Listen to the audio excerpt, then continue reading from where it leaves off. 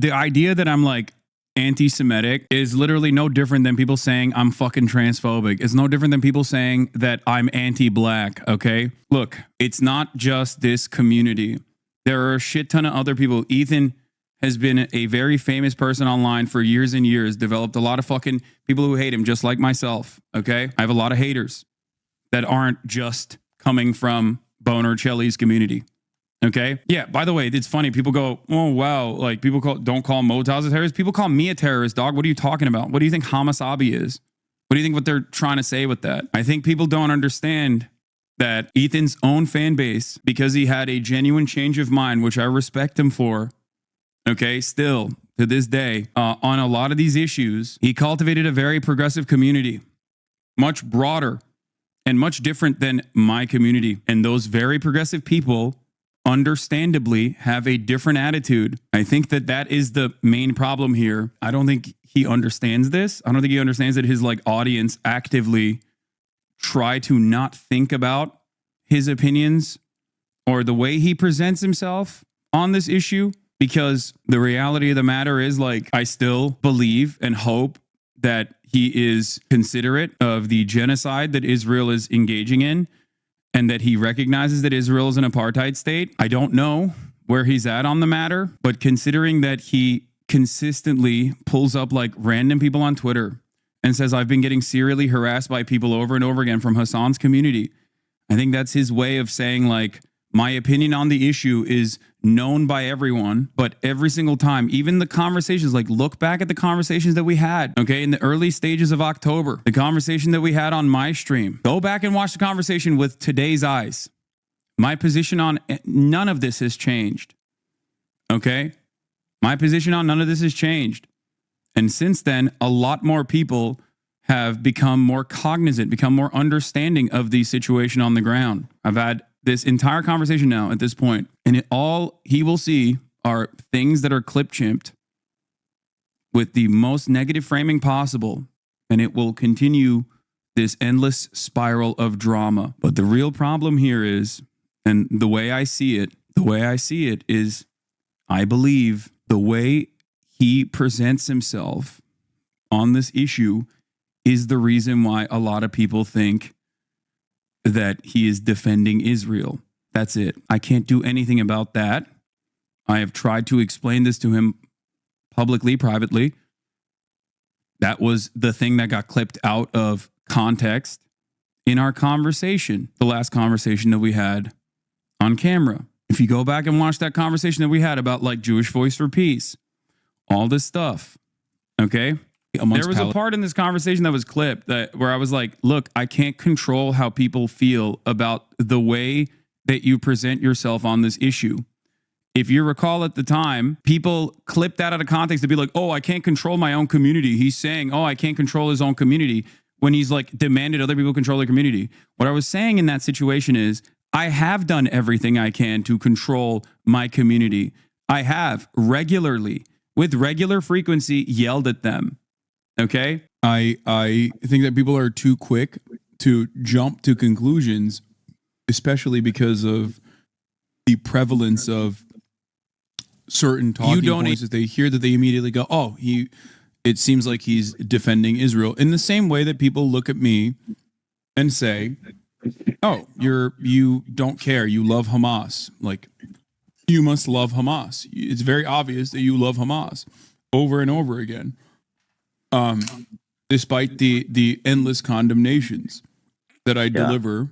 I feel that. And talk about the brutality of it. It's just, people are very black and white on the internet, and they want to put you in a neatly defined box that says you believe this, and I think that you believe this, and you're sneakily and cynically and talking against this other position. I will not listen to what you have to say. I simply am going to perceive you a certain way and go along with it.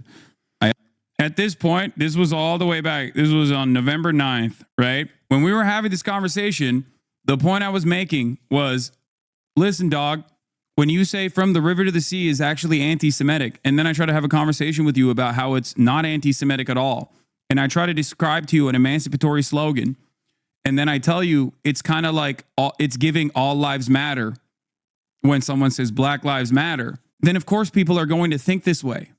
Okay? You are in many ways repeating a lot of the things that like some of the most unhinged sociopathic defenders of Israel say. When you say like, oh, you like some of the things that Ethan said that he apologized for were damn near identical to what fucking Bill Maher says or what Asmongold said. Like, oh, you're gay or you're a sex worker, you'd be thrown off a roof in Gaza. Like that is just straight up. That is straight up fucking the same shit that Asmongold and Bill Maher say, right? Of course, people are going to make up their minds about this, no matter how much I try to tell them that, like, oh, you don't understand. Like, Ethan is very critical of the Israeli government for quite some time. And that's basically what I was saying. That's what I was trying to explain to him, both publicly and privately, over and over again. And yet it didn't matter. It didn't matter at the time, and it still doesn't matter. And I think this is more so, like, I think that there is I'm being as charitable as possible. I think that there is, like, obviously a very real fear of anti-Semitism. Anti-Semitism is on the rise. I've never said that it's not. There's very real anti-Semitism on the rise. It happens every single time Israel does something like this. Never to this degree, never to this severity, but like Israel packages all of its violent actions with the idea that like they're doing it for all Jews. And a lot of opportunists use that and massage the already existing underlying anti-Semitism in American society to be like, see, look at what they're doing. There's also a lot of people who don't understand it. They're like, well, what the fuck? They're saying they're doing this for Jews. Like, I guess they are, or whatever, right? All of this stuff remains. All of this stuff is very real. In all of this madness, when Ethan's expectation is that people will understand the nuances of his statements, like, of course they're not going to understand it because they're seeing fucking people get burned to bits. They're seeing people fucking burned inside of tents with IV bags, like, stuck to their fucking bodies as they yell out. Like, they see the cries of Palestinian people every day. They see Gaza getting pummeled every day. They see Lebanon getting pummeled now. Like, of course, there is no room for nuance in that situation if you are focusing all of your time, effort, and initiative after hundreds of thousands of people, millions of people have been displaced, hundreds of thousands possibly dead. We know directly from Israeli fire is like 45K over the course of 12 months, 2,000 in Lebanon that we know of thus far. Like, yeah, people are going to keep hearing you say like, oh yeah, the war is really traumatic and it's really devastating, but also I'm getting attacked. I'm getting attacked relentlessly by random accounts on Twitter, or I'm getting attacked relentlessly. Like, what the fuck is going on? Like, this is unacceptable. Like, people are going to lose charitability to your position over and over again. Okay?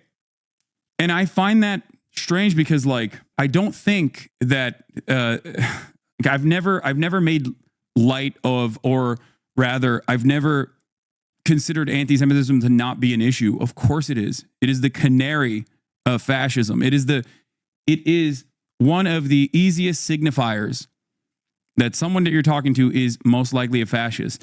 And that dynamic is changing now even. It's getting, anti-Semitism is becoming significantly more prevalent as Israel packages all of its violent actions as though they are doing it specifically at the behest of Jews all around the world. This is why I say Zionism is inherently anti-Semitic. This is what you're looking for? In Israel.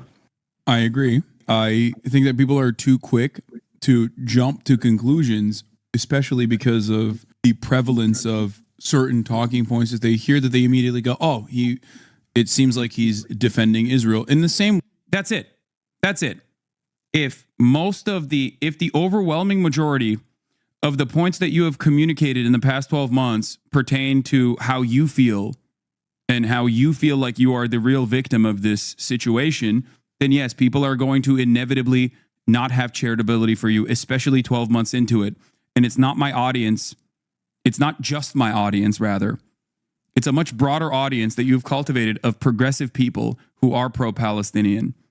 That's it. It comes across as hollow and very self-centered, and I don't know what else to say about it. Like, there are real victims, and the irony of it is that, like, I rarely talk about, I sometimes do, but I rarely talk about, like, the harassment that I receive from, you know, virtually every single fucking person that's pro-Israel, or even just people that are, you know, Islamophobia lovers overall. Okay? Because ultimately, it happens to all of us to varying degrees. But I still understand that there is a much higher purpose here. Okay? I don't think that, like, Twitter discourse and people being like, Hassan loves Islamic fundamentalism is as significant in the grand scheme of things as, like, the slaughtered children, tens of thousands of them, lives cut short.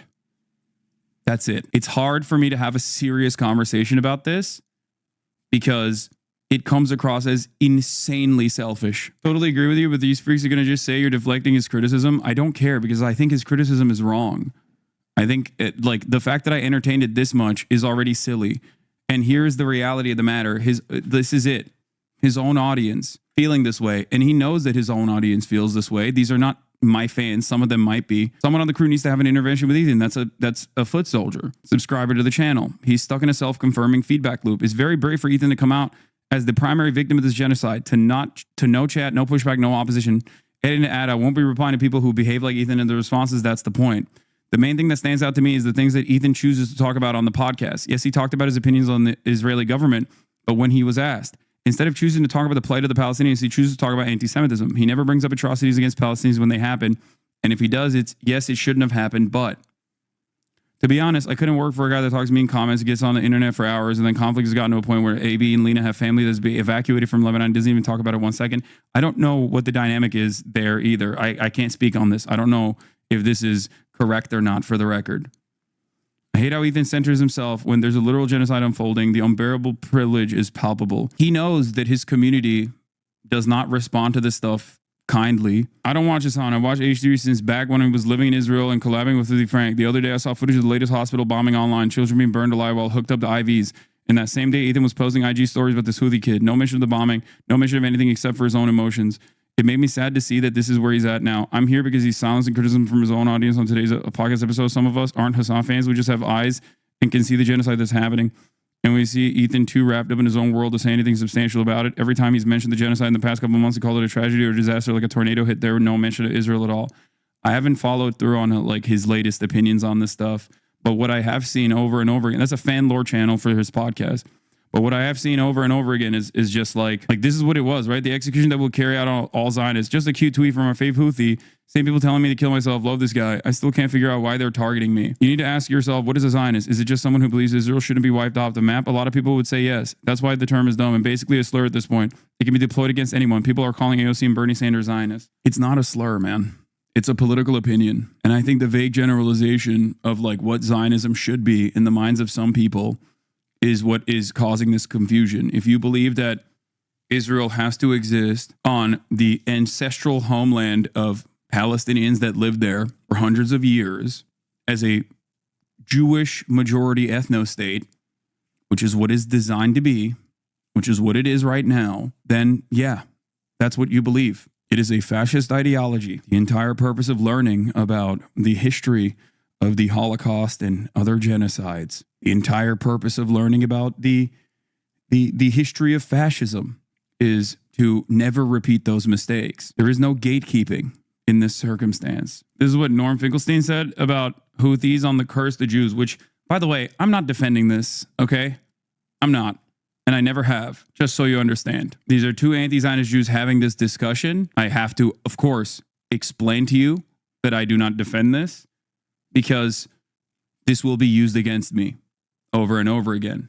Charter or some official document of theirs says curse the Jews. I don't get hot under the collar about those things, and not because I'm giving people a pass. Israel describes itself as a state of the Jewish people. Right. What do you expect these people to do? Have they ever met a Jew who was nice to them? I doubt it. And I remember my father, for him, my mother, every German was a Nazi. That they didn't meet other Germans. And so the Houthis all they see of Jews is what Israel is doing to Gaza, Israel is doing to Lebanon, Israel is doing here, Israel is doing there. I can't get excited about that. It's not because I give a pass to anti-Semitism. It's because you have to look at the context. Of course. And I understood where my father's coming from, and I'm not going to hold somebody else to a more stringent standard than I held my own parents. Wait, so what's your issue with his take?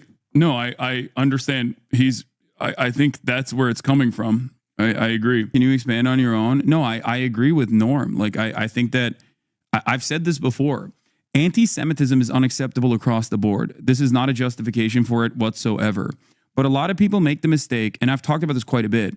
A lot of people make the mistake of thinking about like Nazi Germany anti-Semitism and then immediately rationalize it or immediately neutralize it as like Arabs and their opinion over Israel is anti-Semitic in a similar vein. And I think that is incorrect. A lot of first of all bigotry is learned behavior in general, and all bigotry is unacceptable across the board. The Arab bigotry, the Arab anti-Semitism is born out of Israel's actions of imperial violence in the region, backed by the United States of America, being packaged as like being done for the interests of Jews. This is a region that had Jewish people live in it side by side with Muslims and Christians, not just Palestine, just across the board. The Islamic Caliphate leadership under the Ottoman Empire was seen as a safe haven for Jews. That's the reason why there's so many Jews in Morocco, or were so many Jews in North African countries. And inception of the Israeli state and the violence associated with that is the reason why a lot of these countries that had their own pan-Arabic nationalist movements that developed a distaste for what Israel was doing, and most people are not very fucking smart. Like they're not gonna think thoroughly. I don't expect people to like look at a bomb, see that there's a Star of David on the side of the fucking, F-15 or whatever, and then be like, well, actually, this is happening because, of American imperialism. They just see it as like, oh, they say they're doing this for Judaism, and now I think that. That's why anti-Semitism rises when Israel does a shit ton of violent actions. This is not a justification for it. This is something that I routinely combat, something that I fight against on a daily fucking basis. That's why I always thought it was funny whenever like Isaac Herzog, the Israeli president, anti-miscegenation, by the way, would put up the copy of Mein Kampf and be like, these are terror babies with the copy of Mein Kampf. It's like, dog, a Palestinian child, okay, does not learn anti-Semitism from Adolf Hitler. That is marketed to the Western audiences, okay? You are framing this so obviously for a Western audience that you're showing fucking Mein Kampf. You know how people in that region, Refat, rest in power, Refat al-Rer, the English professor that was assassinated by the state of Israel, talked about this in his own personal experience. He was like, until I was 18, the only thing I knew about Judaism was that they were killing me. Like that. And then I came to America. I visited America and I was like, oh my God, there's Jewish people that are like anti-Israel. That is a framework that you will never be able to comprehend, especially if you're a progressive person, especially if you have learned what anti-Semitism is in the United States of America. He was like, the first time I met a Jewish person that I saw as a person that was my ally, that saw my humanity, that recognized my humanity, was when I left Gaza or when I left Palestine. This is something that people cannot comprehend. They think it's the same kind of anti-Semitism that people are like learning on fucking 4chan. There's a difference between a violent militant state doing genocide or on a good day conducting an apartheid regime over 5 million people that they have sovereignty over illegally, and then saying that they're doing this for Judaism. It's going to be a larger issue now that Philly D is talking about it. A daily dive into the news. We have a lot to talk about on today's extra large show. But first, we got to talk about this Twitch dumpster fire. Because there are actually several different news stories happening here, though kind of at the center of it, you have Ethan Klein, Hassan Piker, and a creator by the name of Frogan. But where we'll start is with the fact that over the past few days, we've seen the platform accused of ignoring anti-Semitism by creators like Ethan Klein. Multiple content creators have been banned for what were deemed hateful. The biggest lie you told, Asmongold, was you don't use Twitter too much. I'm watching you right now and you have 7 Twitter tabs open. Yeah, I often say I only use Twitter on stream. And that's true. I don't have it on my phone. I don't use it off stream. Comments and all of the fallout that's come from that as creators and fans go after one another. Though technically, you could say that all of this started when Asmongold made his horrendous comments last week degrading Gazans, which, as we covered on the show, was something he apologized profusely for after getting banned. But then the spotlight on the situation shifted after Klein put out a video last Thursday called Twitch Has a Major Problem. And in that video, Ethan claims that Twitch harbors anti-Semites and actively ignores it. And as some evidence, he points out that Twitch recently unbanned Sneeko and Fresh and Fit, where content creators that are I believe they're both banned now, by the way. So I hope that he mentions that. Ambiguously anti-Semitic. This was completely unacceptable for the record. You literally said the asthma you don't use on the phone, not that you don't use. Yeah. This was so unimaginably unacceptable. I saw a fucking clip that's really funny though. Sneeko was saying that me, Pokimane, and XQC demanded he get banned because he's pro-Palestinian.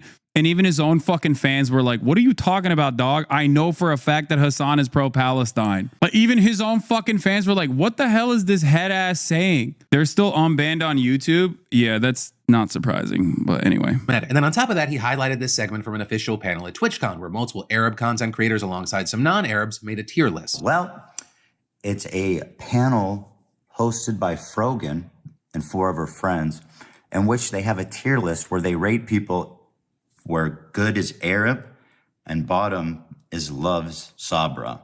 Sabra is a very popular hummus brand. I know in Israel, it's pretty much in everybody's refrigerator, and it's kosher. Wait, is this the thing? Yeah, this is the thing. An American company, but they've been the subject of the pro-Palestine boycott. Why boycott Sabra? The Strauss Group, chaired by Ofer Strauss, is a pattern providing funding and supporting the Israeli military, including the elite Golani and Gavati brigades. Any purchase of Sabra products generates income for the Strauss Group, which then supports the Israeli military and its human rights violations against Palestinians. Due to the Strauss Group's support for the Israeli army, Sabra is considered an important boycott target for the Boycott, Divestment, and Sanctions movement, which was launched by Palestinian civil society in 2005. BDS seeks to use nonviolent forms of economic pressure against companies that are complicit in Israeli oppression of Palestinians. Will anybody read the fine print? Probably not. I suspect that if someone were to read the fine print, they would come to a very different conclusion than the one that was being presented here. I mean, it's kind of just Arab good, Jew bad. It's not. That's not what this was about at all. For the record, it's no different than someone talking about who's valid in black culture. If you had a bunch of black content creators who made a tier list, okay, and at the top of the tier list was invited to the cookout, and at the bottom of the tier list was puts raisins in potato salad. That is exactly what this is. Why would 90% of the people in the bottom category be non-Jewish, anti-Zionist anyway? Yeah. It literally had Michael from Pennsylvania at the bottom tier list, as in it had nothing to do with Judaism whatsoever. But they aren't all one race, though? What do you mean? How is it not? But they all aren't one race, though? You know, the panel that put that together also had a, Arab Jew from Lebanon. That is one of the hosts of the podcast, Arabs, which you should support on Patreon. This drama occurred. I'm having a hard time seeing this any other way. And what's crazy is that I've been suspecting that Twitch has an anti-Semitism problem. Last Jew in Lebanon left in the 80s. They left during the Civil War. Yeah, he is a Jewish Lebanese person living in America. Obviously, it started with Hassan. No one here in Izzy eats that garbage. What the fuck's he saying? Platforming Houthi terrorists and showing unfettered terrorist propaganda on his channel. And then along with that, yeah, that was really the unfettered terrorist propaganda in that channel is showcasing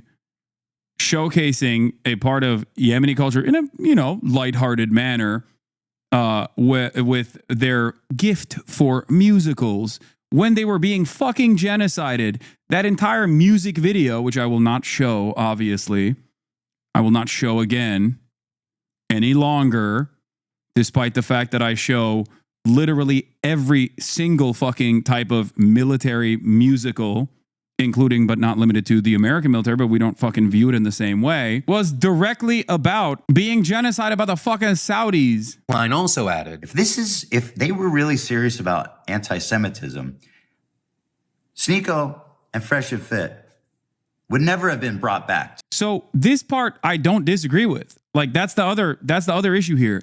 I hate that I'm being lumped in with this shit. Like it's fucking ridiculous. And he knows better. Like he knows that I despise these people. To the platform. It's just a no-brainer, right? But they were welcomed back with open arms. And I mean, their whole platform essentially for the past year. Like implying that I had any say. Implying that I had any fucking say whatsoever in these fucking gross losers who despise me as much as they hate fucking Ethan, and he knows that better than anybody else, is crazy. Like, any sort of implication that I had anything to do with them being unbanned is so insane. My communities got hate rated by Sneekos not that long ago because I said it was fucking ridiculous that he was getting unbanned. They were fucking spamming like insane anti-Semitic, insane like Nazi shit. I think it was him and like Aiden's community that were very fucking upset. That's what I have to deal with every fucking day from guys like that. It's so weird. He's not implying that. Get ready for the react video. I think it's really cynical to interpret this in any way, shape, or form. If you lump me in with these guys coming back on the fucking Twitch, I'm sorry. You are, whether cynically, inadvertently, or deliberately, doing that. Okay? That is the implication. That is absolutely the fucking implication. Okay? I'm sorry. The title of the video says Hassan Piker Twitch problem, and he's talking about Nazis being invited back. Like, that's crazy. Semitism. I'm not even kidding. And that's literally all they talk about. Now, all of that then led to Frogan, who's a mod for Hassan Piker's stream and also streams herself, responding and writing on Twitter. Ethan Klein lied again and said myself, Arabs, which is the show, and our guest did a tier list where, quote, good equals Arab and Jew equals bad, which isn't what happened. Our tier list was, quote, who has Habibi pass, which is a meme tier list we did with a variety of creators. Here is the clip with the context. Rather than sharing a clip from that event and adding, the whole basis of my podcast, Arabs with Capri and Raf, is that we are all Arabs from different religious backgrounds. I am Muslim, Capri is Christian, and Raf is Jewish. Sabra hummus is objectively the worst hummus to exist and is the unfortunate standard of hummus in the US. Right, and so with that, you had some feeling that was a reasonable response. He knows Raf is Jewish, right? Also, he'd watched the segment at all. He would have seen Ye put some friends in the Sabra tier. And as someone who was there live, it was all lighthearted and good fun. It's common knowledge that Sabra is the worst hummus. Imagine taking an obvious joke so personally, kind of sad, really. So others still called it a dog whistle to say Israeli without saying, especially given the context Klein gave earlier. Hi, Hasanabi. I would like to talk about the quality hummus. Sabra ain't it, chief. I am genuinely mad about what he said. And as an Izzy, I don't like it when foreigners pick the worst brand of hummus. This is very triggering. Well, sorry. Ethan has decided that Sabra is the number one hummus in Israel. So as an Israeli, you got to take it up with him, okay? You can't come in here. About its popularity in Israel. However, all of that was kind of just the tip of the iceberg because Frogan ended up deciding just a day later to open up an entirely new can of worms after saying on stream, I have no pity at all for any fucking soldiers. I will never have any fucking pity for any fucking soldiers. U.S. military? Boo fucking who? I hope you get PTSD. The ones the ones I'm like whatever about the U.S. soldiers are the ones that like acknowledge that like what they did was wrong. They didn't know back then. Whatever. You're a good person in my book. The U.S. military that are like, yeah, like, you know, I did this back then, but now I know it's wrong. Like, I'm changed. Like, imperialism, this. You don't deserve the PTSD. But like any other motherfucker, you're joining them. You're, oh my God, I want my fucking Camaro, no student loans. Fuck you. I hope you get PTSD. And I hope you get no health insurance when you get back. In terms of me saying Ethan is now considering Sabra to be the only hummus coming out of Israel, that was a joke before people fucking clipped the first part out of context, by the way. And then falsely, nefariously say, Hassan is never watching my videos, blah, blah, blah, blah, blah. Like, okay, that was a joke. Okay. That was a fucking joke. Ay, ay, ay. I forget that I can no longer be sarcastic. I forget that I can no longer make jokes because now everything and anything I say will be nefariously used against me. To fucking America. Now with that, she did eventually give a sorta apology, but even with that, many users pointed out that Twitch's hateful conduct specifically covers veteran status. So yeah, by the way, I got hit with this too. I also don't agree with it, but that's besides the point. That's neither here nor there. They argued that she should be banned, arguing things like Twitch ban logic, Frogan saying military service members should get PTSD, no suspension, E-Girl streams softcore porn, 24-hour suspension, Asmund Gold calling Muslims inferior, 14-day suspension. Yeah, I like that we're getting our notes from this guy, by the way, in terms of who we need to ban.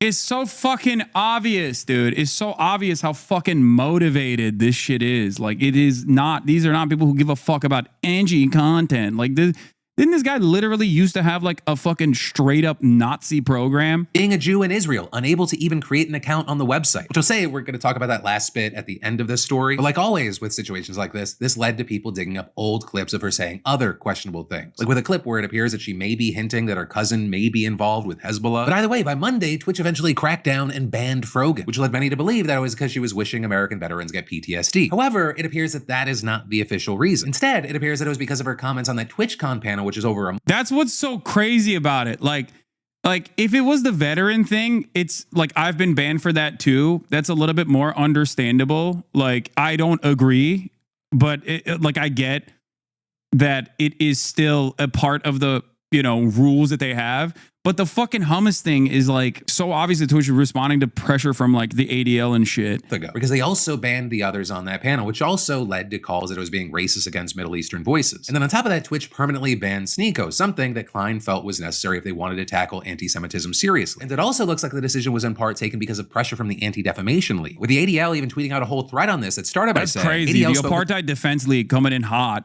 to be like, we need to ban these Arab streamers. The Twitch staff today after becoming aware of several concerning incidents on the social media platform and/or involving Twitch streamers in the past week, with them then going on to mention Frogan by name. And so with all this, we've seen Frogan not happy with her 30-day ban, saying 30-day ban for saying people like bottom of the barrel hummus, but other people get 2 weeks for advocating for the genocide of Palestinians. Got it. Or with that last part, a pretty obvious reference to Asmund Gold's ban. But with all of that said, like that doesn't even bring us close to the end of all this. Right? Because after the ban of Frogan and others on that panel, many of whom were avid pro-Palestinian voices, content creators like Hassan Piker began to react in frustration. And in particular to a lot of these controversies being spread and encouraged by various subreddits and the creators associated with them, to which Hassan said, there is no winning in this battle. Okay? There is no winning in this battle. There's nothing you and I or this community or anyone can do. Nothing at all. This is precisely the reason why I just eat it every fucking day. Okay? For the past 12 months, this has been endless. Okay? When they can't get anything off of me and my statements, then they fucking turn around and, pick apart different statements from the chat. If they can't do that, they go after people that are also pro-Palestinian, but have smaller audiences. Hassan then went on to claim that many people's opinions are turned into a caricature of who they are. Like, for example, he says that Muslim people are often painted as anti-Semitic no matter what, and with that arguing that there isn't much he can do to change people's minds about it. There is nothing I can do.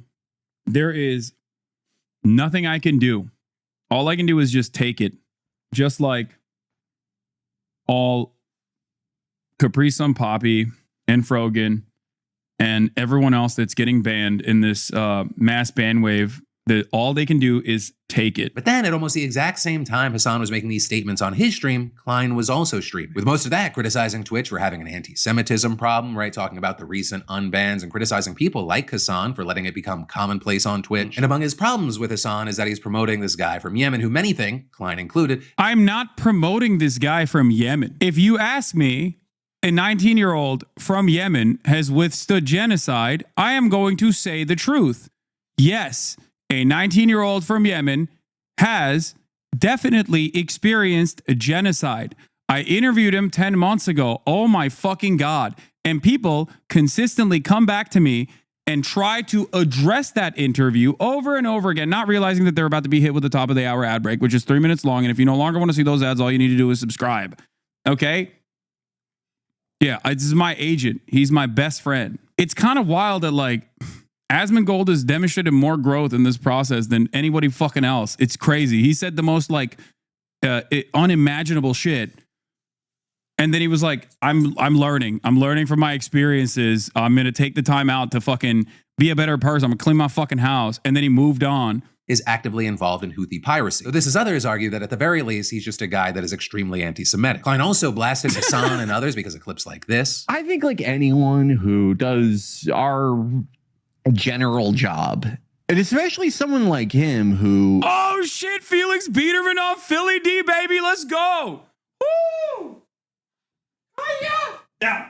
We made it, boys. We made it. We did it. I gotta let Felix know. Oh, by the way, Felix Biederman, #1 anti-Semite, of course, Jewish himself, is going to be on the broadcast tomorrow, possibly to fucking clip farm a little bit more to get on Philly D again. I only make $3 million a month. I'm middle class. He makes $30 million a month. He's... By the way, E got mad at you for not saying you had Tourette's when Felix said he was a very nervous guy. Wait, what? Stop anti-Semitism. Twitch CEO Dan Clancy has enabled anti-Semitism to spread like cancer on Twitch. His top revenue earner, Hassan Piker, is rumored to earn a 7-figure multi-million-dollar salary while pushing anti-Semitic pro-terror content under Dan Clancy's watch. California Police Department, please look into this. Report him to the FBI. All right, let's finish Upper this. middle class. And then I'm gonna He's get to upper middle class, and it's like, we won the lottery. Why are you bitching about the... This motherfucker says you are rich, so why do you care about anti-Semitism? Also, like, Hassan is fucking as rich, like probably as rich as I am. Let's be honest. He downplays his wealth. He gets like the same concurrent viewers as we do, and he collects all the money straight to... Wait, dog, that's crazy. What the fuck? First of all, I do not downplay my wealth at all. And secondly, no, we are not in the same category of wealth. That is wild. I'm really fucking well off. But you know, there's levels to this shit, man. What the fuck? Yeah, we're the same. We're the same level. That's something that I tried to fucking explain to Ethan way back in the day, which is that it's not just my community. It's how you are presenting yourself through these treacherous waters. If your sole focus when Israel is doing a fucking complete genocide in Gaza, if your sole focus revolves around, that people are saying you're a Zionist and how Jewish Voice for Peace is like akin to tokens, like a Candace Owens or something. Yeah, people are gonna mistake you. People are going to assume that you are a Zionist. This is an IHRA definition of anti-Semitism, Hail Mary. Yeah, I might actually have the guy who came up with that definition who thinks it's ridiculous for governments to use it. I was talking to Noah about this. We'll figure it out. To the dome himself, okay? So, like, the same logic, just say, hey, son, why are you getting so worked up about Gaza, man? We won the lottery. You're rich, dude. Just chill. Yeah, okay, great. That's a great question. Yeah. Because my tax dollars are directly funding and facilitating this fucking genocide. Okay? There is no way you are comparing people saying that you are a Zionist to the genocide in Gaza. That's incredible, dude. And I'm not saying that Ethan has not experienced anti-Semitic vitriol throughout this process. Of course he has. Non-fucking stop, as a matter of fact. There are plenty of garbanzo dipshits out there who have nonstop. He's experienced anti-Semitic attacks before Israel decided to do another endless siege on Gaza. Anti-Semitism is a permanent staple in America, okay? And there's never been a moment where I've considered that to be appropriate or acceptable.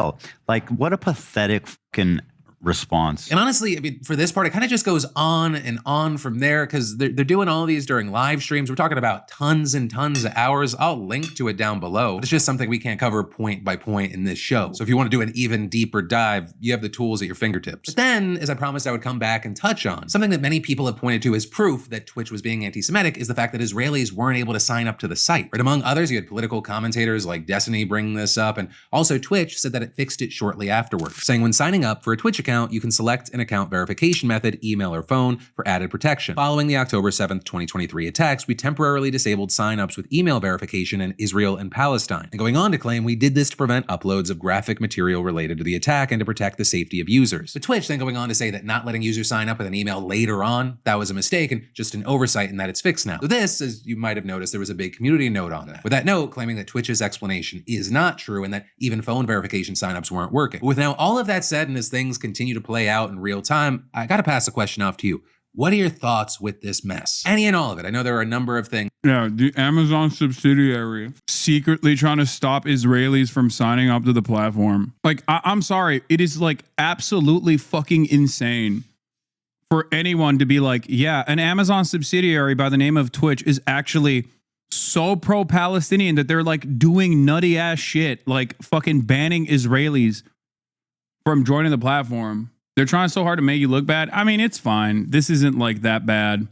The only thing that the saddest part about this is that, like, I think going down this fucking route, Ethan will continuously push more and more of his progressive fan base away and will maybe in the short term, as long as he keeps shitting on me, fill that void with a lot of like anti-Assad people. Him and I, in the broadest way possible, are more aligned on politics. Maybe we might have our disagreements here and there than all of those other people. As a matter of fact, him and I are completely aligned on the issue of anti-Semitism, whereas a lot of those people that are going in there in the fuck Hassan train are not going to be aligned with him at all on the issue of anti-Semitism. Yeah. The idea that I'm like anti-Semitic or allow anti-Semitism to exist in this community is literally no different than people saying I'm fucking transphobic. It's no different than people saying that I'm anti-black, okay? There are hours and hours and hours of commentary dedicated to this, tens of thousands of hours of commentary dedicated to all of these issues over the course of many, many fucking years.